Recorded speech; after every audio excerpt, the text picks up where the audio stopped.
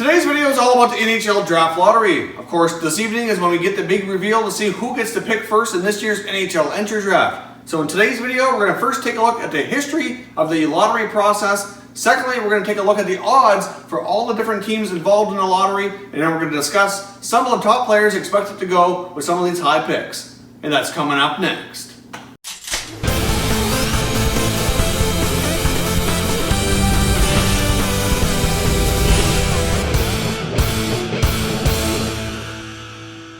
Hey everyone, and welcome back to another video here at Top Shelf Hockey. If you're new to the channel, thanks for stopping by. We review and discuss all 31 NHL teams. So if you're a huge hockey fan, consider subscribing and clicking the bell so you don't miss anything. So today's a big day in the NHL. Obviously the draft lottery event goes down this evening. In case you're unaware of the schedule, how it's going to work is this. The San Jose Sharks and the Vegas Golden Knights play Game 2 of their playoff series tonight in Vegas. The game is getting underway at 8 o'clock Eastern Time. The event for the draft lottery will start prior to the game, and picks 15 through 4 will be unveiled prior to the start of the game. The NHL is then going to make us wait for the top 3, which will be unveiled during the second intermission of that game. I'm not sure why they've decided to break this up. I'm sure in their minds they're probably going to get better ratings for it. In my opinion, I don't think they will, because obviously all of the teams, all the fans of those teams unveiled 15 through 4, probably not going to be too interested in the top 3, and they're probably going to end up losing out on viewers for that second half of the unveiling. But anyways, that's my take. That's how it's going down. So that's the schedule. All this is going to be unveiled tonight. So we'll know who is picking in what order for the top 15 picks in the NHL draft coming up this summer in Dallas, Texas. Tomorrow's video is going to be a recap, unveiling on all these picks and how they're going to be picking in the order 1 through 15. So stay tuned for that, and we'll also be completing a mock draft now that we officially know who's going to be picking in what order once everything is unveiled this evening. So that'll be coming up tomorrow, so stay tuned. So the first thing I want to jump into here is just a little bit of the history of the draft lottery. In case you are unfamiliar with the history, or if you're a newer hockey fan, here's how the draft lottery process has worked since it began back in the NHL in 1995. So for the first number of years, the only pick that was involved was the #1 overall selection. All teams that were out of the playoffs were eligible, but there was a clause in there that you were only able to move up a maximum of 4 spots. So if you weren't in the top 4 or 5 picks, there was no chance at all that you were going to be picking first. So for example, if you picked number 10 based on the draft order, based on standings, then you could move up a maximum of 4 spots to number 6 and so on. So that's how it worked for the longest time. And then from there, it changed in 2013, where they made the option that any team in the lottery was eligible for the #1 selection. They obviously had the weightings adjusted a little bit based on the standings where everybody finished, but all teams were eligible for that first overall selection. Then we had another change where they kind of amped the odds here and changed things a little bit more. I guess the main thing here that they're trying to prevent is tanking, and also make it a little bit more interesting as well. So as of 2016, they made the first 3 selections in the draft be involved in the lottery. So now we have all the odds. We're adjusted based on your odds to get #1 and your odds to be selecting anywhere in the top 3 selections. So since 2016, for the last couple of years here, that's how things have been working, and that's how we're working this year moving forward until the NHL decides at some point down the road to possibly change this again. So let's take a look now at all the odds for the teams that are in the draft lottery this year. I mean, oftentimes we hear a lot about so and such team has such great odds to win the pick, but really if you look at it, the odds might be better than some of the other teams to win, but if you take a look at the odds of losing it, they're far outweigh all the odds of winning. Last year's NHL draft, we saw the New Jersey Devils move up to get the #1 spot. We saw the Flyers, who were quite low here on the totem pole in the draft lottery, moved all the way up to get #2. So it's really, anything can happen. So just because the team has great odds, the odds of losing it are that much greater. So let's take a look here at all the lottery teams and what their odds are picking first, as well as picking in the top 3. So you're going to see a graphic pop up here on the screen so you can follow along with what I'm saying. So it shows all the teams here and what their odds are picking in each, either first or in the top 3. So let's get started here. Obviously the team with the best odds of getting the #1 pick and selecting Rasmus Dahlin is the Buffalo Sabres. They have an 18.5% chance at that top pick, which is really pretty decent odds compared to the other teams here. And their odds of picking in the top 3 are a 49.4% chance. Now that might seem great, and yes, they are better than the other teams, but that also means they have a greater than 50% chance of not getting any of those top 3 picks. So obviously, teams can't move down any more than 3 spots here, the ones that are in the higher selection spots based on the standings. Obviously, if they're unfortunate enough to win any of the top 3 picks, then the teams that move ahead of them, there could be a maximum of 3. So for example, the Buffalo Sabres can do no worse than number 4 if they fail to be lucky enough to get one of those top 3 selections.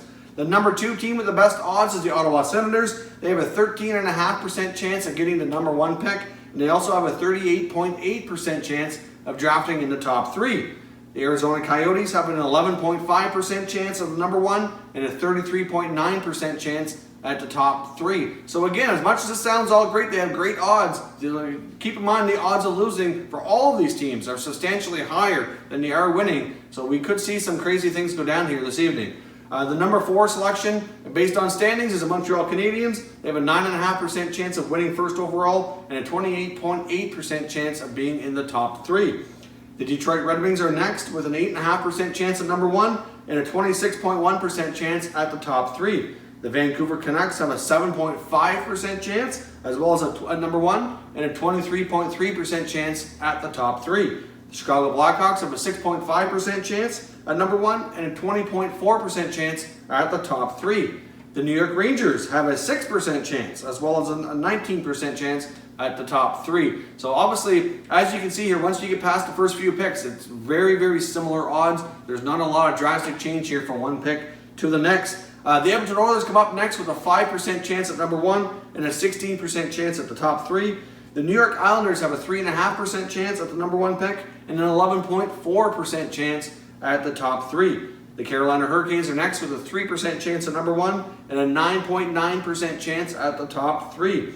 Now the next selection technically belongs to the Calgary Flames, but they traded that to the New York Islanders. So the Islanders again have another 2.5% chance at number 1 and an 8.2% chance at the top 3. So if you take a look at the Islanders, for example, where they've got 2 lottery picks, and that Calgary pick to the Islanders was not lottery protected, which was probably not a wise move on the Flames' part, but of course they couldn't have. They obviously felt like they would have been a playoff team this year, so the pick would have been lower. But still, it's always wise to protect those picks, which you've been seeing more commonly here in the last year or so with all of these trades. So the Islanders, if you add them both up, the Islanders now have a 6% chance at number 1, and they also have over a 19.6% chance at the top 3 based on adding those 2 odds together. And keep your eye on the Islanders. Wouldn't completely surprise me if we've seen a team like them move up into the top 3. Now the next team down below is the Dallas Stars here. They only have a 2% chance at number 1. And they also have a 6.6% chance at the top 3. The next pick technically belongs to the St. Louis Blues, but it's been traded to the Philadelphia Flyers. That pick is a 1.5% chance of going number 1 and a 5% chance of being in the top 3. Now I believe that St. Louis Blues pick is top 10 protected. So depending on where they end up in the draft order here, if they are fortunate enough to win and move up, I believe they can retain that pick and give the Flyers an extra pick next year instead. So it's going to depend on whether or not that pick ends up being top 10. If it remains lower in the standings where it is now, then it will go to the Philadelphia Flyers. And then lastly but not least is the Florida Panthers, who were just missed out on the playoffs, have a 1% chance at number 1 and only a 3.3% chance at the top 3. So there's your odds for all of these teams. So keep in mind the odds of winning. Yes, obviously the teams at the top of the standings here, who technically finished at the bottom, have the best odds of winning. But with the odds the way they are, it can really swing either way. We did a video not too long ago discussing the history of the draft lottery and how it's gone here in the last number of years. We reviewed the last 5 years, and there was only one time that we've seen the team with the best odds come out with the number 1 pick, and that's when the Toronto Maple Leafs selected Austin Matthews a few years ago. It seems as though in the last 5 years, the team that had the second best odds was most frequently winning, and we saw a couple of times where teams in the 3 and 4 spots also won as well. So it just kind of really depends. It's kind of wild. Obviously, lottery is just that. It's kind of unpredictable. So you can only have so many things going your way. So obviously, like I said, the odds of losing here are way better for all of these teams than winning. So keep that in mind as things get unveiled this evening. So obviously, regardless of who gets that number 1 overall selection, it's safe to say Rasmus Dahlin is going to go first overall. I have no doubt about that. Dahlin is by far the consensus number 1 choice. We've been talking about him a lot this year. It does not matter who wins this draft lottery.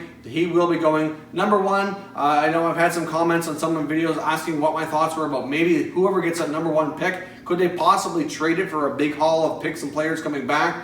And you know what? It is possible, I guess. You can't rule out anything, but I'd highly doubt it. This player is projected by a lot of the experts to be a generational type special player. You don't get many opportunities in a franchise history to get a player like that on your team. So I'll be highly shocked if whoever gets lucky enough to get that pick, if they were to trade it away. But I think the draft is going to be a very active time for trades for sure. And I think depending on where teams fall, if teams falling outside of the top 5 or 6 picks or in the top 10 or below, I think we will see a fair bit of activity at the draft. That would not surprise me in the least. We will be doing a video coming up soon as well discussing which current NHL players are the most likely to possibly be traded at the draft this summer as well. So stay tuned for that video coming out soon as well. So besides Rasmus Dahlin, I think it's pretty well given as well that Andrei Svechnikov is very likely to go number 2 here. The number 3, 4, 5, 6 picks, I think it's going to depend on who gets them. We're going to see players like Filip Zadina,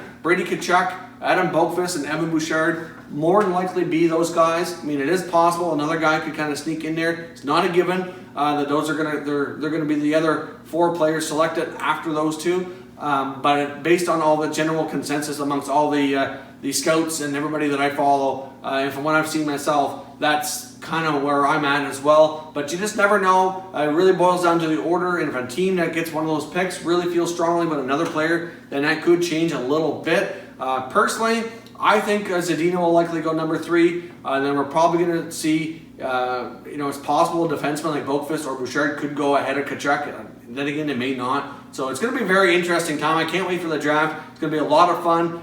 There's going to be a lot of teams that I'm curious to see how they're going to go ahead and plan this and what process they're going to go through to select their players, because there's a lot of talent in this draft, so stay tuned. So again, this evening, I hope you watch the draft lottery. It's going to be a lot of fun. We're going to be doing a recap video tomorrow outlining how everything went down and where everybody's going to be picking, and then we'll follow that up as well with a mock draft, since we can actually nail down exactly where everybody's going to be picking in those top picks. We've done mock drafts before just for fun with a draft simulator, but of course I'd rather do it for real with knowing exactly how where these teams are going to be picking. So stay tuned for that coming up tomorrow.